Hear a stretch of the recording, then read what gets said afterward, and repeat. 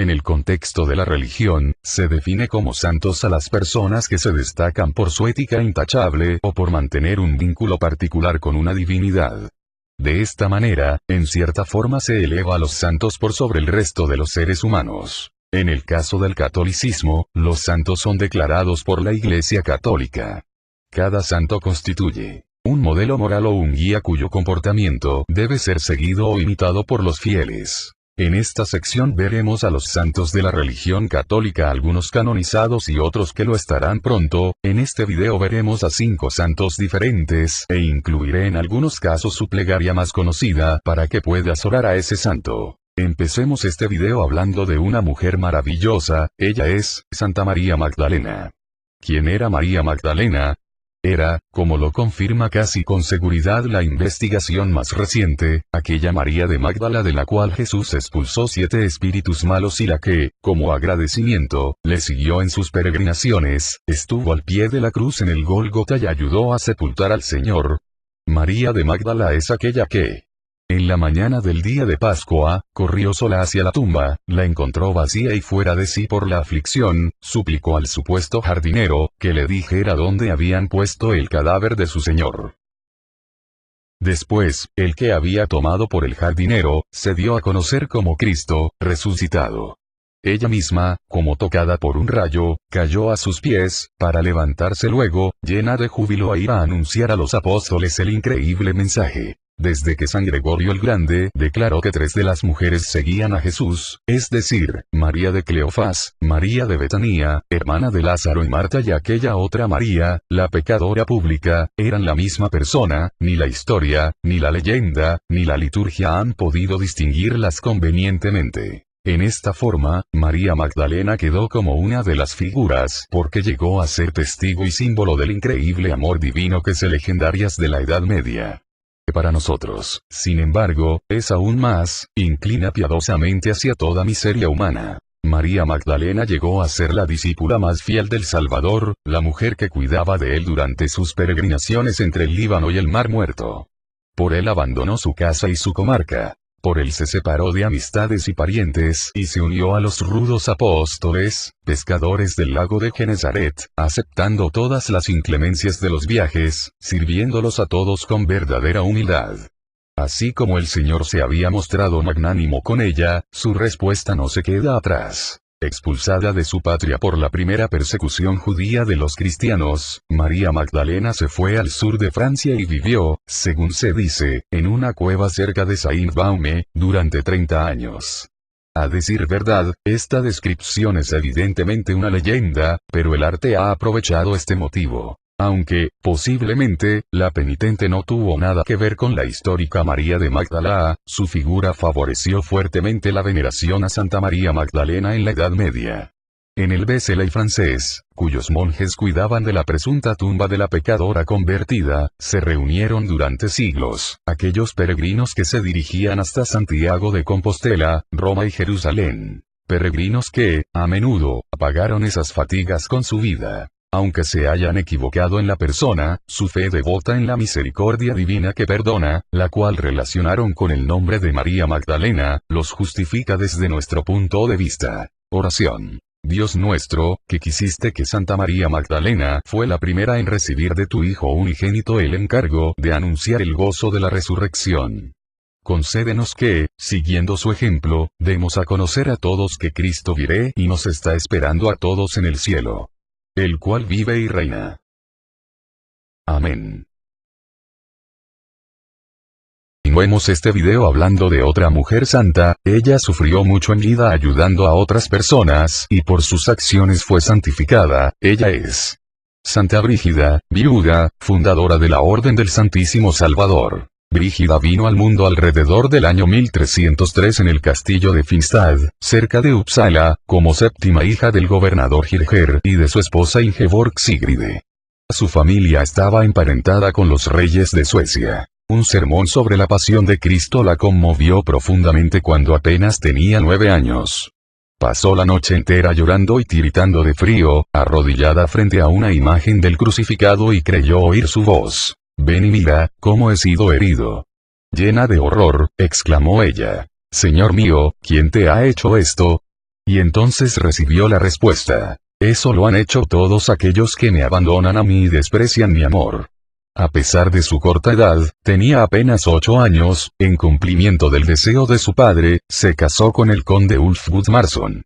Enseguida manifestó la madurez de su formación. Administraba el extenso castillo de manera ejemplar, educó concienzudamente a sus 4 hijos e hijas, en la misma sólida religiosidad que ella había recibido. Compartía con su esposo Ulf, un caballero sin tacha, su fe viva y sus costumbres severas. Siendo miembros de la Tercera Orden Franciscana, rezaban, ayunaban y hacían penitencia juntos. Siempre de acuerdo, construían hospitales y en su mesa les daban de comer a 12 pobres. Juntos leían la Biblia en la nueva traducción al sueco de su confesor, Mateo von Linköping. Ulf Gudmarsson llegó a ser miembro del Consejo del Reino. Propietario de minas y de fundiciones, consejero del rey. Brígida también sirvió, durante varios años, como primera dama de la Reina Blanca en la corte real sueca. Pero en la misma medida que crecía su fama y su riqueza, más atención prestaban a sus responsabilidades ante los hombres y ante Dios. Cuando sus hijos no necesitaron de sus cuidados directos, los 2 esposos peregrinaron hacia los santuarios más famosos de Europa, como Santiago de Compostela, Colonia, las tumbas de Santa Marta y la de María Magdalena, en Francia. Al regreso de aquellas peregrinaciones y con el consentimiento de Brígida, Ulf prometió retirarse al monasterio cisterciense de Albastra. Cumplió su promesa y a su muerte, 4 años después, fue sepultado con su hábito. Brígida, en la madurez de su vida, decidió conservar su viudez, repartir sus bienes, reservándose lo más indispensable, y se fue a vivir cerca de la tumba de su esposo, en una construcción contigua al monasterio. Allí, en plena posesión de sus facultades, recibió las primeras revelaciones de Cristo, que duraron hasta su muerte. Le fue manifestado el pasado y el futuro de su pueblo, las desgracias que iba a sufrir la Iglesia. Tuvo revelaciones sobre la vocación religiosa en general y también sobre el futuro de su congregación en Suecia. El Señor le ordenó ir a Roma, donde vería al Papa y al Emperador, para recibir de ellos la aprobación de su orden.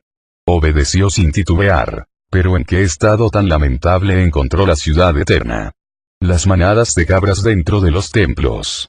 El Papa vivía en Aviñón, las familias nobles de los Orsini y de los Colonna, luchaban a muerte. Los robos y los asesinatos estaban a la orden del día. Brígida, como todos los habitantes, sufrió terriblemente al contemplar aquellas profanaciones y atrocidades en la cuna del cristianismo, mientras que ella, pobre como una monja, trataba de poner en práctica la regla que el Salvador le había inspirado. Por estas razones, mientras oraba en las tumbas de los apóstoles y mártires, Dios le inspiró el acto de enviar al Papa Clemente VI la orden expresa de regresar a Roma. Los mensajes se sucedían unos a otros, pero sin lograr su objetivo. Otro sumo pontífice, el Papa Urbano V, trasladó la sede del gobierno eclesiástico nuevamente a Roma y bendijo la fundación de la Orden de Santa Brígida. Sin embargo, en medio del dolor de la santa y de los católicos en general, 3 años después, el Papa regresaba a Aviñón. Ya no pudo Brígida presenciar el regreso definitivo de los papas a Roma.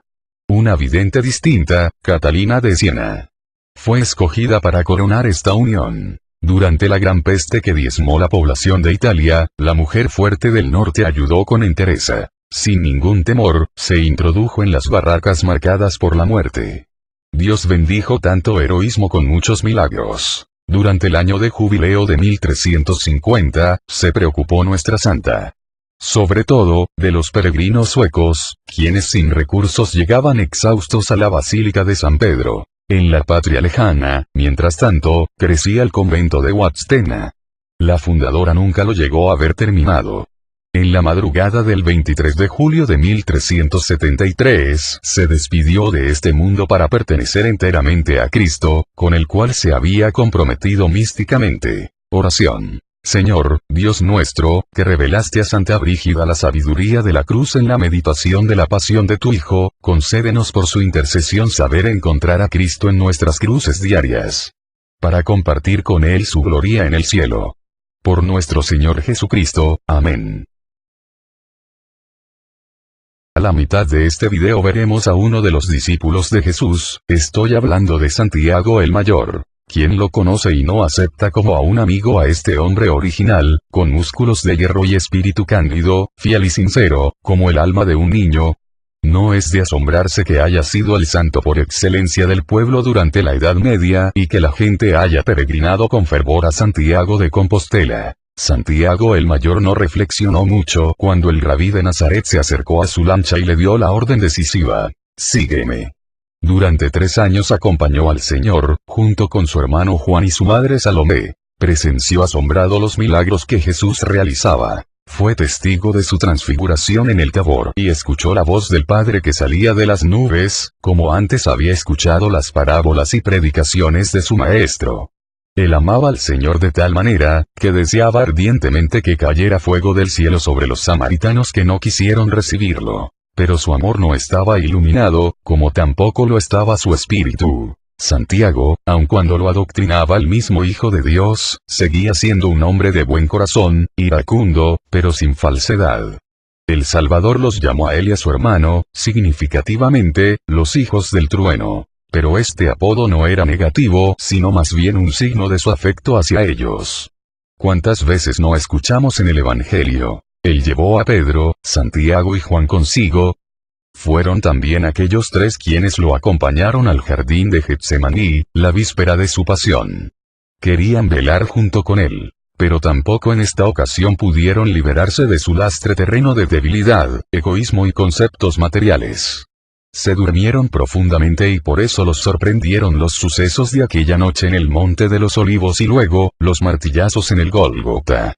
Solamente el Espíritu Santo, en la fiesta de Pentecostés, les revelará la trascendencia y universalidad de su misión. El odio de los judíos en contra de Santiago es la garantía más segura de que él, con el ímpetu ferviente propio de su carácter, haya predicado a Cristo en Judea y Samaria con valor y éxito apostólico. En las fiestas pascuales del año 44, Herodes Agripa lo mandó arrestar para darles gusto a los judíos y lo mandó decapitar sin juicio alguno. Según la memoria del pueblo, Santiago se vistió con el traje del peregrino, con el abrigo amplio, el sombrero de concha, el bastón y la bolsa de viaje. Así lo vio y lo veneró la Edad Media. A nosotros, sin embargo, nos parece que su memoria está unida con el cáliz del Señor. Podéis beber el cáliz que yo tengo que beber. Santiago fue el primero de los apóstoles que compartió el cáliz del Señor. Oración. Dios Todopoderoso y Eterno, que quisiste que Santiago fuera el primero de entre los apóstoles en derramar su sangre por el Evangelio, fortalece a tu iglesia con el testimonio de su martirio y defiéndela con su valiosa protección. Por nuestro Señor Jesucristo, amén. Continuamos este video hablando de 2 personas muy especiales en la historia de la iglesia, me refiero a San Joaquín y Santa Ana, padres de la Santísima Virgen María. Desde el siglo II arranca una tradición que atribuye los nombres de Joaquín y Ana a los padres de la Santísima Virgen María. En el siglo VI, el culto a Santa Ana se introdujo en la Iglesia Oriental. En el siglo X pasó a la Iglesia Occidental. El culto a San Joaquín fue más reciente. Las virtudes de estos 2 esposos se nos manifiestan por su fruto, tal como nos lo dice el Señor. Un árbol bueno no puede producir frutos malos. Por sus frutos los conoceréis. Mt 7, 20. El fruto de estos 2 santos fue superior a la ley natural, pues engendraron para el mundo a la Inmaculada Madre de Dios y Reina de los Ángeles. Los datos sobre la vida de San Joaquín y de Santa Ana, se nos narran en ciertos libros apócrifos. Algunos de ellos se podrían aceptar como verídicos, ya que representan una respetable tradición. En la imposibilidad de discernir con certeza cuáles sean estos, reflexionaremos sobre hechos que nos den fe, repasando algo de lo que hacía una buena familia judía con respecto a la educación de sus hijos. Joaquín y Ana tuvieron mucho que ver en la instrucción de María durante su niñez y su juventud. Nada era más importante para las familias judías que la enseñanza de la Torá, o de los 5 primeros libros de la Biblia. La transmisión de los principios religiosos y éticos, se fundaba en el mandamiento bíblico. Ten cuidado y guárdate bien, no vayas a olvidarte de estas cosas que tus ojos han visto ni dejes que se aparten de tu corazón en todos los días de tu vida. Enséñalas, por el contrario, a tus hijos y los hijos de tus hijos. En los tiempos bíblicos, los niños recibían su educación práctica y religiosa directamente de sus padres. Después, la sinagoga vino a ser no solo casa de oración, sino casa de estudios para los adultos y quizá también para los niños. Por regla general, las niñas estaban excluidas de aquella educación especial. Su formación práctica la recibían de sus padres, aunque hubo numerosas mujeres judías que adquirieron un alto nivel de conocimientos. El espíritu de unión de la familia estaba muy desarrollado. Su influencia en la vida pública era muy grande. Corona de los ancianos eran los hijos. Al padre que engendraba un hijo insensato, se le consideraba desgraciado para toda la vida. Las bendiciones de la familia judía, que los padres transmitían a sus hijos, se resumían en el párrafo del Deuteronomio. Bendito serás en la ciudad y bendito en el campo. Bendito será el fruto de tus entrañas y el producto de tu suelo, bendito cuando entres y cuando salgas, Yahvé hará de ti un pueblo consagrado a él, como te lo ha jurado, si tú guardas los mandamientos de Yahvé, tu Dios y sigues sus caminos. Y en el Levítico, estableceré mi morada en medio de vosotros y no os rechazaré. Me pasearé en medio de vosotros. Yo seré para vosotros un Dios y vosotros seréis para mí, un pueblo. La liturgia nos habla de San Joaquín y Santa Ana con estas palabras: oh bienaventurados esposos, que os esforzasteis en vivir siempre de una manera agradable a Dios y digna de la que tuvo en vosotros su origen. Con vuestra conducta os hicisteis merecedores de ofrecer al mundo la joya de la virginidad, quien, de un modo admirable y excepcional, fue siempre virgen en su mente, en su alma y en su cuerpo. Oración. Dios de nuestros padres, que concediste a San Joaquín y a Santa Ana el privilegio de ser los padres de María, la Madre del Salvador, ayúdanos, por su intercesión, a alcanzar la salvación eterna. Por nuestro Señor Jesucristo. Amén. Terminar este video hablaré de una mujer que siempre hizo el bien a donde quiera que fuera. Ella es Santa Marta de Betania. Cualquiera que lea los relatos de San Lucas y San Juan acerca de los 3 hermanos que vivían en Betania, conoce los rasgos esenciales de Marta. Su casa estaba situada a unos 4 kilómetros de Jerusalén y, siempre que el Hijo del Hombre se acercaba a la ruidosa capital, durante sus peregrinaciones, acostumbraba a hospedarse en la tranquila casa de Betania. Cristo amaba a aquellos 3 hermanos: Lázaro, María y Marta. Puesto que con su rectitud, su armonía fraternal y su piedad, vivían los principios que él predicaba. María, la hermana menor, según nos narra San Lucas, era una mujer tranquila, amante de escuchar las palabras del Divino Maestro. Marta cuidaba la administración del hogar. Estaba acostumbrada al servicio callado que no esperaba agradecimiento ni recompensa. Sin embargo, ella también hubiera preferido, al igual que María, estar sentada a los pies del Maestro, pendiente de sus palabras, en lugar de trabajar en la cocina y en el sótano. Es comprensible que un día se haya dejado llevar por su temperamento y se haya quejado ante el Salvador por la actitud de su hermana.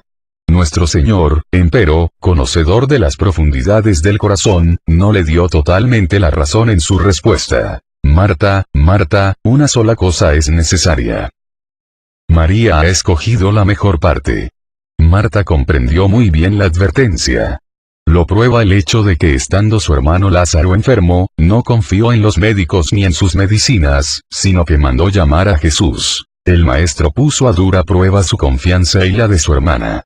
Lázaro ya estaba en la tumba cuando él, finalmente, llegó a Betania. Marta acudió a su encuentro. A pesar de que sus esperanzas se habían desvanecido por la ausencia del Maestro, pronunció aquella solemne confesión en el poder mesiánico de Cristo: yo creo que tú eres el Hijo de Dios. Esta fe la agiganta y la hace digna de ver uno de los prodigios más espectaculares en la vida de Cristo, la resurrección de un cadáver en plena descomposición. Otra vez, poco antes de la entrada triunfal de Jesús a Jerusalén, tuvo Marta la oportunidad de servirle. Durante los días de la pasión, Marta no se encontraba cerca de Cristo como las otras mujeres piadosas que lo habían seguido desde Galilea.